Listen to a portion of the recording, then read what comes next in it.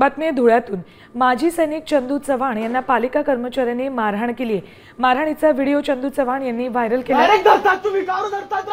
चंदू चव्हाण यांनी पालिका प्रशासनाकडे गटाराची सफाई करण्याची मागणी केली होती। यासाठी त्यांनी पालिकेत आंदोलन सुरू केलेलं। यावेळी पालिका कर्मचारी आणि अधिकाऱ्यांनी मारहाण केल्याचा आरोप चंदू चव्हाण यांनी केलाय। चंदू यांच्यावर शिस्तभंगाची कारवाई करत सैन्यातून बडतर्फ करण्यात आलंय।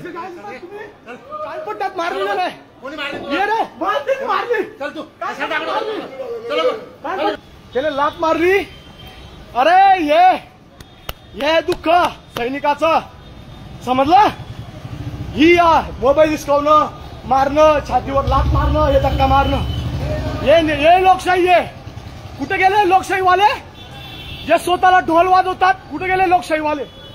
कुठे गेले लोकशाहीवाले? देत तुम्ही आंदोलन केल्यानंतर मॅडमांनी आश्वासन दिलं, ते आले आणि काहीच केलं नाही। आता गटर अशी वाहते घरासमोर। हा मुलगा 2 वेळेस काय पडणे आजार झाला। एक तर माझ्याजवळ पैसे खायला नाहीये, माझी नोकरी गेली, मला देशात नोकरीचा अधिकार नाही। 11 वर्ष देश सेवा करून एक आतंकवादी सारखं जीवन जगतोय। माझ्या घरासमोर गटरचं पुरतं तर पाणी थांबवा।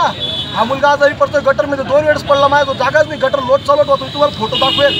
आणि त्या व्यतिरिक्त यांनी मला जेव्हा मी इथं गेलो निवेदन दिलं होतं 24 तासाच्या आत काहीतरी करा म्हणून, आणि मी लोकशाहीच्या मार्गाने निवेदन दिलं आणि बसलेलो होतो। आला आणि डायरेक्ट बॅगा उचल्या आणि ते निवेदन मी उचललं, फाडलं आणि मला 2 लाथा मारल्या त्याने।